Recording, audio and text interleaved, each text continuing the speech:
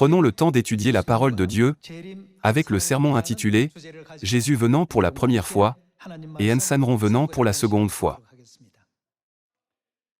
Dieu est venu sur cette terre en chair pour enseigner à l'humanité le chemin du royaume des cieux, le moyen de recevoir le pardon des péchés et le chemin du salut.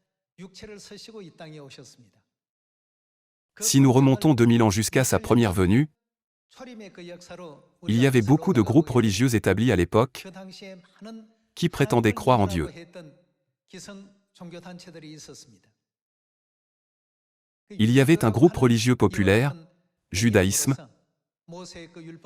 qui craignait grandement la loi de Moïse et Dieu Jéhovah. Dans cette situation, Dieu est venu sur cette terre en chair. Comme nous le voyons dans Jean chapitre 1, verset 14, il est écrit « Et la parole a été faite chair, et elle a habité parmi nous ».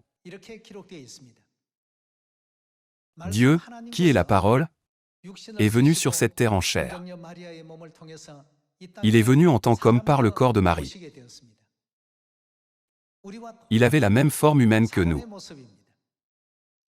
Puisqu'il est venu sur cette terre avec la même apparence que nous, avec des yeux, un nez, une bouche et des oreilles, beaucoup de gens ne pouvaient pas voir Jésus comme le Messie, le Christ ou Dieu en chair. En conséquence, ils ont parfois traité Jésus de manière irrespectueuse, ont parfois essayé de le lapider, et n'ont pas correctement compris la grâce de sa venue sur cette terre pour nous donner le salut. Nous pouvons trouver à travers de nombreux écrits la situation historique de l'époque où ils ont rejeté Jésus, le Messie, et ne croyaient pas en lui.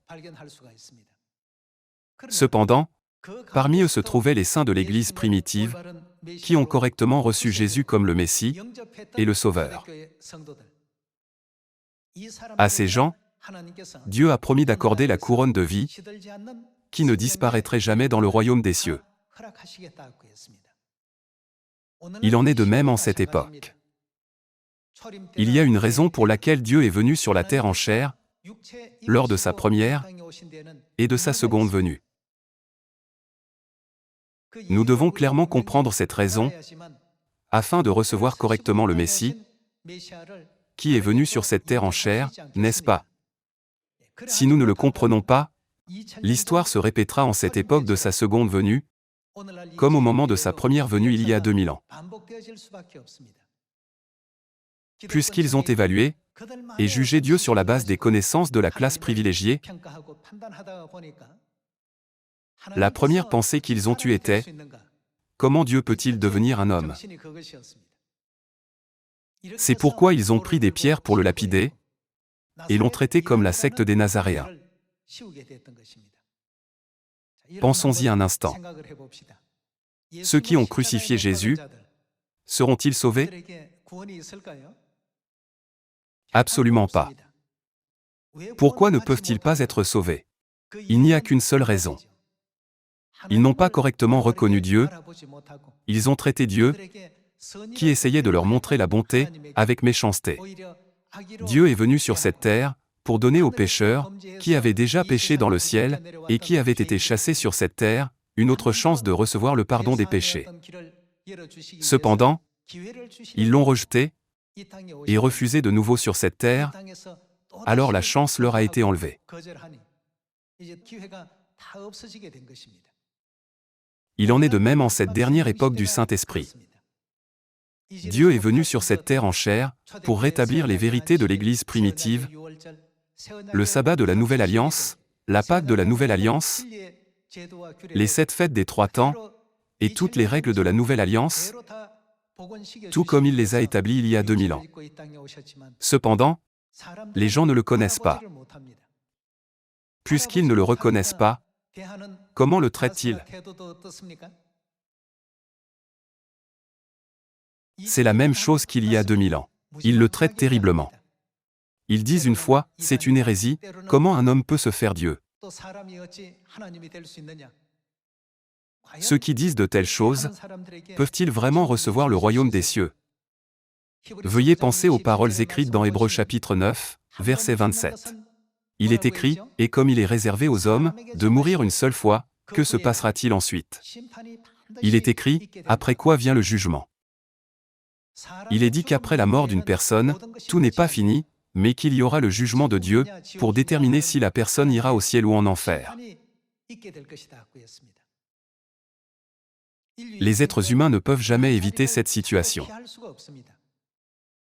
Ils veulent tous que Dieu prononce le verdict, vous pouvez entrer au ciel, au tribunal, mais que dit la Bible ?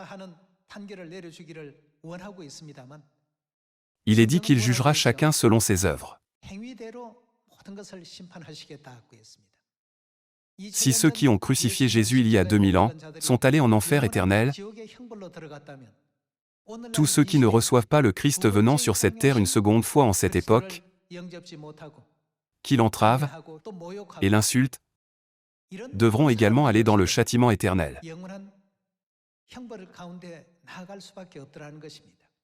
C'est pourquoi vous et moi enseignons et prêchons le Christ An-Sanron, qui est venu au nom de Jésus lors de la première venue, et qui est venu sur cette terre au nom nouveau de Jésus lors de la seconde venue, n'est-ce pas?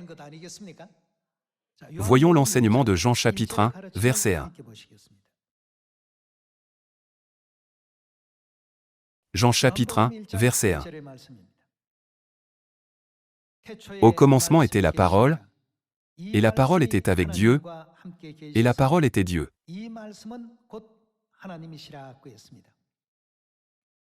La parole est Dieu, qui a créé l'univers entier, et tout ce qui y est contenu, n'est-ce pas? Il est prophétisé que Dieu viendra sur cette terre, sous la même forme humaine que nous. Chapitre 1, verset 14. Et la parole. La parole était Dieu. Cela n'est-il pas écrit dans le chapitre 1, verset 1? Qu'est-ce que la parole qui est Dieu a été faite? Et la parole a été faite chair, et elle a habité parmi nous, pleine de grâce et de vérité, et nous avons contemplé sa gloire, une gloire comme la gloire du Fils unique venu du Père. Qui est le Fils unique? C'est Jésus, n'est-ce pas? Ainsi, nous pouvons dire que Dieu Jéhovah a été fait chair, et est venu sur cette terre au nom de Jésus, pour enseigner et prêcher le chemin du salut à l'humanité, n'est-ce pas? La Bible nous éclaire dans Jean chapitre 1, versets 1 et 14, que Dieu a habité parmi nous, pleine de grâce et de vérité, c'est une gloire comme la gloire du Fils unique, c'est-à-dire Jésus. Cependant, les Juifs et les chefs religieux de l'époque voyaient Jésus différemment. Voyons Jean chapitre 10, pour voir comment ils ont vu Jésus. Lisons Jean chapitre 10, verset 30, pour voir comment ils ont traité Dieu, qui est venu sur cette terre en chair, pour leur donner l'occasion de pardonner leurs péchés et leur enseigner le chemin du salut.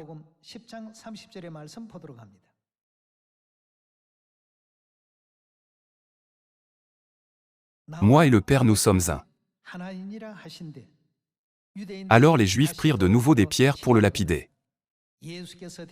Jésus leur dit, « Je vous ai fait voir plusieurs bonnes œuvres venant de mon Père, pour laquelle me lapidez-vous » Les Juifs lui répondirent, « Ce n'est point pour une bonne œuvre que nous te lapidons, mais pourquoi le lapide-t-il? Un blasphème, et parce que toi, qui es un homme, tu te fais Dieu. »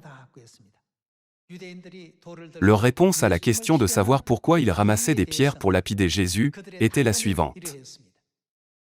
Comment toi, qui es un homme, tu te fais Dieu? Cependant, qu'est-ce que Jean chapitre 1, versets 1 et 14 dit? La parole qui est Dieu a été faite, et la parole a été faite chair, et elle a habité parmi nous. Voyons également la prophétie dans Ésaïe chapitre 9. Regardons les paroles d'Ésaïe chapitre 9, verset 5. Car un enfant nous est né, un fils nous est donné, et la domination reposera sur son épaule. On l'appellera admirable, conseiller, Dieu puissant, Père éternel, Prince de la paix. Donné à l'empire de l'accroissement, et une paix sans fin au trône de David, et à son royaume, l'affermir et le soutenir par le droit, et par la justice, dès maintenant et à toujours, Voilà ce que fera le zèle de l'Éternel des armées.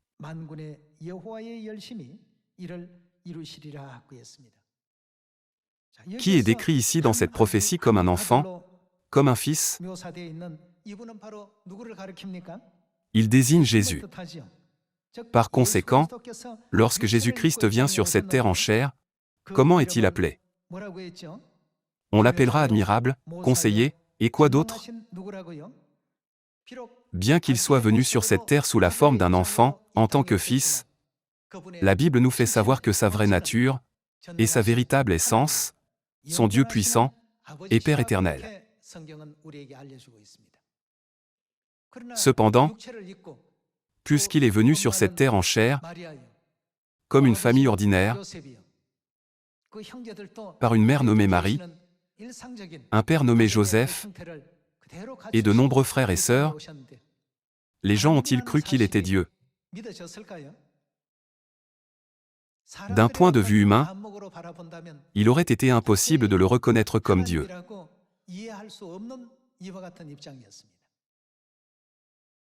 C'est pourquoi, lorsque Jésus est venu sur cette terre, qu'a-t-il dit? Il dit, « Heureux celui pour qui je ne serai pas une occasion de chute ». Nous devons reconnaître Dieu correctement. Puisqu'il ne le reconnaissait pas, Judas Iscariote a trahi et vendu Jésus, et les gens ont dit, « Relâche-nous Barabbas, le brigand, mais crucifiez Jésus ». Ceux qui l'ont vraiment reconnu n'auraient jamais fait une telle chose. Il en est de même en cette époque. Ouvrons Hébreux chapitre 9. Regardons Hébreux chapitre 9, verset 27. Et comme il est réservé aux hommes de mourir une seule fois, après quoi vient le jugement, de même Christ, qui s'est offert une seule fois pour porter les péchés de beaucoup d'hommes, apparaîtra sans péché. Combien de fois apparaîtra-t-il? Une seconde fois à ceux qui l'attendent pour leur salut. Apparaître une seconde fois pour leur salut s'appelle la seconde venue. Il a dit qu'il viendrait une seconde fois sur cette terre. Alors, les circonstances de sa première venue et de sa seconde venue doivent être différentes. C'est parce que nous savons tous que la façon dont le peuple juif a reçu le Messie lors de la première venue était incorrecte, n'est-ce pas? Alors, que devons-nous faire lors de sa seconde venue? Nous ne devons pas suivre le même chemin qu'ils ont emprunté. Que devons-nous faire? Lorsqu'il vient, nous devons le reconnaître et le recevoir, et nous devons tous devenir ceux qui suivent ses enseignements du salut, n'est-ce pas? Malheureusement, parmi les 8 milliards de personnes sur cette terre, peu le connaissent. Puisqu'ils sont peu, comment s'appelle ce chemin de la vérité? On l'appelle le chemin étroit. Ou cela peut être exprimé comme la porte étroite. La Bible dit-elle que beaucoup de gens entrent par elle? Non, peu d'entre eux entrent par elle. N'est-ce pas ce qui est écrit dans Matthieu chapitre 7? Je souhaite que toute l'humanité puisse être sauvée, mais la Bible dit que toute l'humanité n'est pas autorisée à connaître ce chemin. Puisqu'il est écrit, il apparaîtra une seconde fois pour le salut, ce n'est que lorsqu'il viendra une seconde fois, que le chemin du salut sera ouvert, et s'il ne vient pas, nous, les humains, ne pourrons jamais comprendre le chemin du salut, et resterons dans les ténèbres. Jusqu'à ce qu'il vienne sur cette terre une seconde fois, aucun être humain ne pourra discerner la vérité de la fausseté.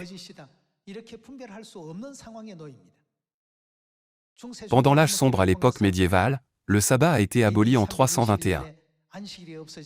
En 325, la Pâque a été abolie. De plus, en 354, Noël qui n'est pas dans la Bible, a été établi comme une tradition au sein de l'Église, comme s'il s'agissait d'un enseignement biblique. De plus, la croix a été érigée au sommet de l'Église. La vérité du Christ a disparu une par une, en commençant par le sabbat, puis la Pâque, tandis que des choses qui n'existaient pas auparavant ont continué à apparaître. Ces types d'églises que nous voyons maintenant ont été formés à la suite de l'âge sombre. Puisque les églises ne sont plus remplies des enseignements du Christ, mais qu'elles sont remplies de rituels et de coutumes religieuses païennes, c'est une raison claire pour laquelle le Christ doit venir sur cette terre une seconde fois.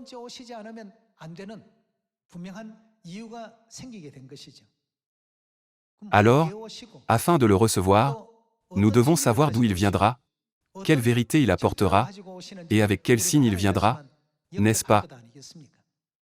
Lors de sa première venue, les Israélites ne l'ont pas reconnu. Chaque fois qu'il prêchait, ils argumentaient contre ses paroles, se sont ingérés avec eux, et ont formé une opposition contre eux. De cette manière, les Juifs, les Israélites, ont fini par accuser Jésus-Christ, qui était sans péché, le mettre en procès, et produire un résultat misérable en le crucifiant. Aujourd'hui, cet évangile ne reste pas seulement dans la société juive. Il est prêché dans le monde entier, dans la Samarie, et jusqu'aux extrémités de la terre. Maintenant, confirmons par la Bible la prophétie, selon laquelle il reviendra sur cette terre une seconde fois. Regardons Michée chapitre 4, verset 1.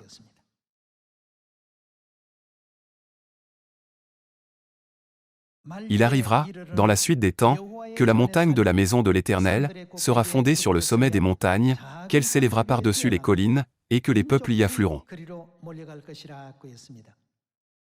Lorsqu'il est écrit, dans la suite des temps, il désigne toute la génération à la fin du temps de l'Évangile. Il arrivera, dans la suite des temps, que la montagne de la maison de l'Éternel sera fondée sur le sommet des montagnes, qu'elle s'élèvera par-dessus les collines, et que les peuples y afflueront. Des nations s'y rendront en foule, et diront, « Venez, et montons à la montagne de l'Éternel, à la maison du Dieu de Jacob, afin qu'il, que fera-t-il? Nous enseigne ses voies. » Dans la suite des temps, lorsqu'il viendra une seconde fois, que fera-t-il? Il nous enseigne ses voies. Afin qu'il nous enseigne ses voies, et que nous marchions dans ses sentiers. Car, d'où sortira la loi? De Sion sortira la loi, et de Jérusalem la parole de l'Éternel. C'est ce que la Bible nous enseigne. Alors, dans la suite des temps, où devons-nous aller pour trouver le Christ, qui est venu sur cette terre une seconde fois? Nous devons aller à Sion, où il enseigne la loi, et le chemin de la vie. Qui est à Sion? Ouvrons Psaume chapitre 132.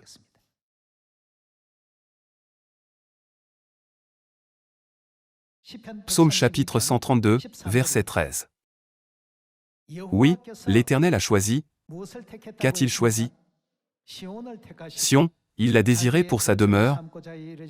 C'est mon lieu de repos à toujours. J'y habiterai, car je l'ai désiré. Je bénirai sa nourriture. Je rassasierai de pain ses indigents. Je revêtirai de salut ses sacrificateurs. Et ses fidèles pousseront des cris de joie.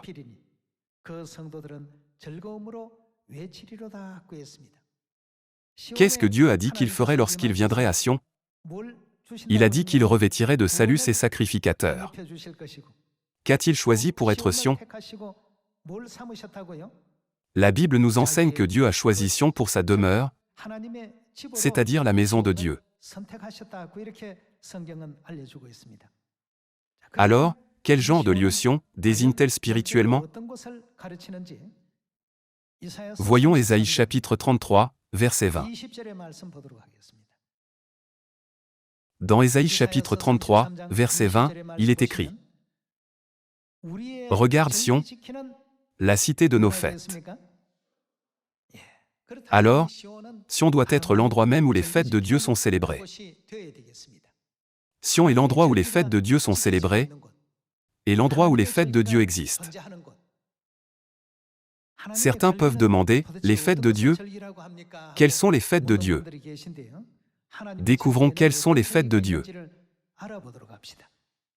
Voyons Lévitique chapitre 23, verset 2. Parle aux enfants d'Israël, et tu leur diras, les fêtes de l'Éternel, que vous publierez, seront de saintes convocations. Voici quelles sont mes fêtes. Verset 3. On travaillera 6 jours, mais quel est le 7e jour? Il y a des fêtes hebdomadaires observées chaque semaine et des fêtes annuelles célébrées une fois par an. Parmi les fêtes hebdomadaires, il y a une fête appelée le sabbat. Voyons de nouveau le verset 3. On travaillera 6 jours, mais le 7e jour est le sabbat, le jour du repos, il y aura une sainte convocation. Vous ne ferez aucun ouvrage, c'est le sabbat de l'Éternel, dans toutes vos demeures. Verset 4. Voici les fêtes de l'Éternel, les saintes convocations, que vous publierez à leur temps fixé. Le 1er mois, le 14e jour du mois, entre les 2 soirs, ce sera la Pâque de l'Éternel. Et le 15e jour de ce mois, ce sera la fête des pains sans levain en l'honneur de l'Éternel. Les fêtes annuelles sont la Pâque, les pains sans levain, les prémices, la fête des semaines, les trompettes, le jour des expiations, et les tabernacles. Aujourd'hui, il y a d'innombrables églises autour de nous, comme le sable sur le bord de la mer, mais que gardent la plupart d'entre elles? Ils observent le culte du dimanche, ils n'observent pas le jour du sabbat. Ne pas observer le jour du sabbat signifie ne pas célébrer les fêtes de Dieu. Un endroit qui ne célèbre pas les fêtes de Dieu ne peut jamais être considéré comme Sion. Alors, Dieu demeurerait-il dans un endroit qui n'est pas Sion? Il ne pourra jamais être la demeure de Dieu dans les derniers jours. Dieu a dit qu'il ferait de Sion son lieu de repos au siècle des siècles.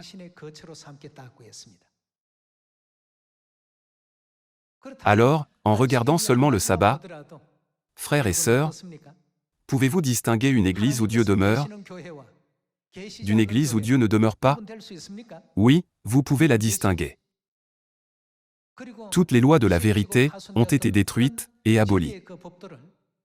Cependant, Dieu est venu sur cette terre une seconde fois, a rétabli toutes les règles de la vérité et nous a tout enseigné en cette époque.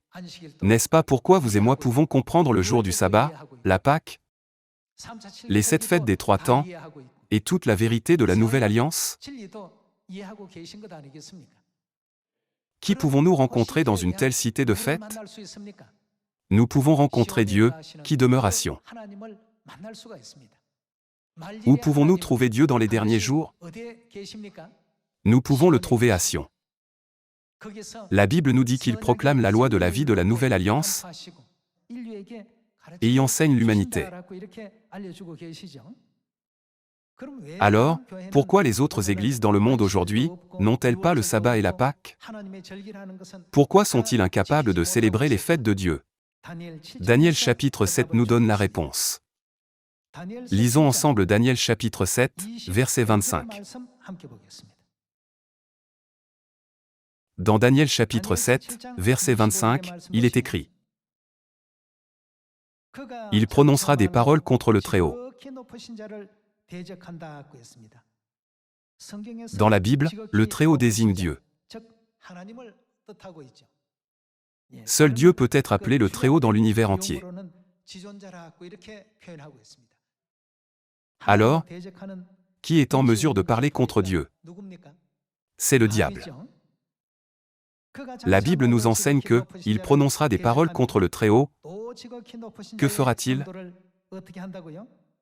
Il opprimera les saints du Très-Haut, et il espérera changer. Qu'espérera-t-il changer?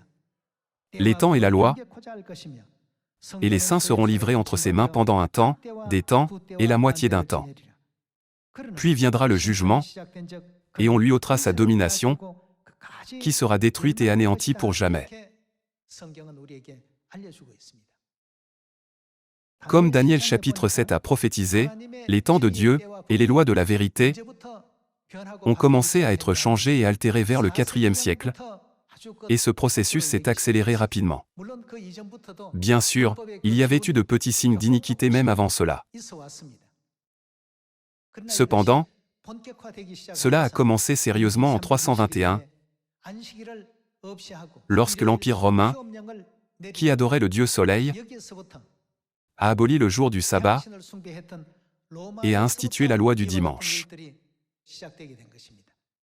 De plus, en 325, dans un endroit appelé Nicée, la Pâque a été abolie. Puis, en 354, Noël a commencé à être introduit, et après cela, la croix a été introduite dans l'Église et a commencé à être érigée. Toutes ces pratiques païennes sont entrées dans l'Église une par une, et ces pratiques ont formé l'Église telle qu'elle est aujourd'hui. Ces églises ne sont pas l'Église que Jésus a établie. Même parmi les 10 commandements, Dieu nous a ordonné « Souviens-toi du jour du sabbat » pour le sanctifier, comme le 4e commandement, mais l'Église catholique l'a remplacé par « Souviens-toi le jour du Seigneur pour le sanctifier ». Cela s'est accompli exactement selon la parole de prophétie de Dieu. Comme il est écrit, la source de tout ce changement, et de cette déformation des temps, et de la loi de Dieu, provient de celui qui s'oppose à Dieu. Dieu lui-même est venu sur cette terre, pour enseigner à l'humanité ses fêtes. En revanche, Satan a répandu de fausses connaissances et informations à l'humanité, afin de donner l'impression que les fêtes de Dieu n'étaient rien, et de déformer tous les enseignements de Dieu, comme nous pouvons le voir à travers la prophétie de Daniel.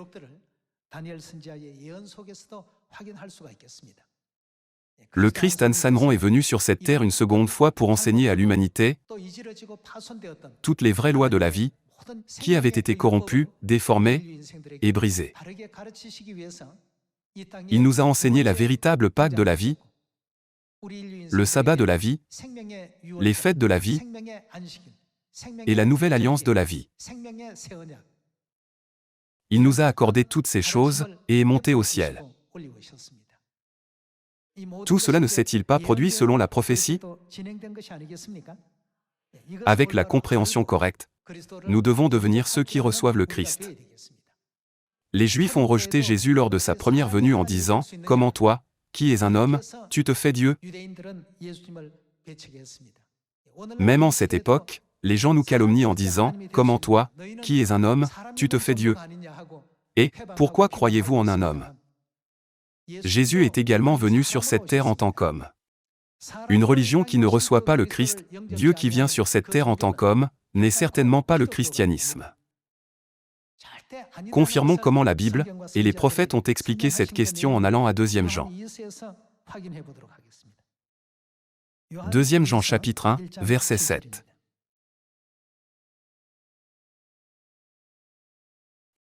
Car plusieurs séducteurs sont entrés dans le monde et ne déclarent pas publiquement que Jésus-Christ est venu en chair.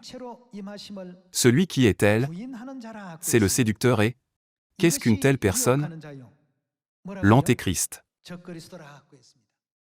Ces gens sont ceux qui s'opposent au Christ et parlent contre lui. Pour le dire simplement, ils sont ennemis du Christ et appartiennent à Satan le diable. Ceux qui ne reconnaissent pas Jésus-Christ comme venant en chair sont l'Antéchrist. La Bible le dit clairement cette question, et les apôtres et les prophètes expliquent clairement cette question de cette manière. Cependant, aujourd'hui, comme c'était le cas il y a 2000 ans lors de la première venue, ils ont un problème avec le fait même que Dieu est venu sur cette terre en chair. Pensez-vous que Dieu n'a pas ce genre de pouvoir? Même nous, les âmes qui ont péché dans le royaume des cieux, pouvons porter la chair, mais Dieu ne peut pas porter la tente de la chair qu'il a créée? Est-ce que ça a du sens?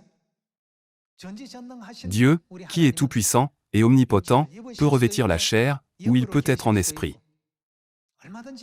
Dieu a le pouvoir de faire ce qu'il veut. Que nous dit la Bible sur ceux qui disent « Dieu ne doit jamais venir en chair » ? Ces gens sont le séducteur et l'antéchrist, c'est-à-dire les faux Christ, et ceux qui s'opposent à Dieu. Aujourd'hui, nous pouvons voir qu'il y a tant de similitudes entre la situation de Jésus venant pour la première fois et Ansanron venant pour la seconde fois. Afin que nous puissions recevoir le Christ en cette époque, nous devons demeurer à Sion, où les fêtes sont célébrées. Qu'est-ce que Dieu a dit qu'il ferait avec sa loi dans les derniers jours à Sion? Il apparaîtrait une seconde fois sur cette terre pour enseigner sa loi à toute l'humanité, afin de la conduire au chemin du salut. En croyant aux prophéties de la Bible et des prophètes, soyons ceux qui peuvent absolument croire à la parole de Dieu et recevoir le Christ,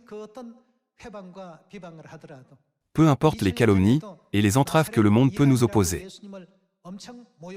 Il y a même 2000 ans, ils ont grandement insulté Jésus en l'appelant la secte des Nazaréens. Même l'apôtre Paul, l'un des grands apôtres de l'Église primitive, était appelé chef de la secte des Nazaréens, comme il est écrit dans Actes chapitre 24. Pourquoi? C'est parce qu'il croyait en Dieu qui est venu sur cette terre en tant qu'homme. Leur affirmation fausse, comment Dieu peut-il venir en tant qu'homme, les a conduits à avoir une fausse idée, qui les a conduits à l'enfer éternel. Le chemin de la vérité, le chemin de la justice, est toujours dans la Bible. Regardons la Bible, et suivons correctement les enseignements de la parole de Dieu jusqu'à la fin, afin que vous et moi puissions devenir ceux qui peuvent garder fermement cette foi jusqu'à la fin, tout comme les saints de l'Église primitive. Ne perdez pas la couronne de la vie, et recevez un accueil chaleureux dans le royaume éternel des cieux. Merci beaucoup.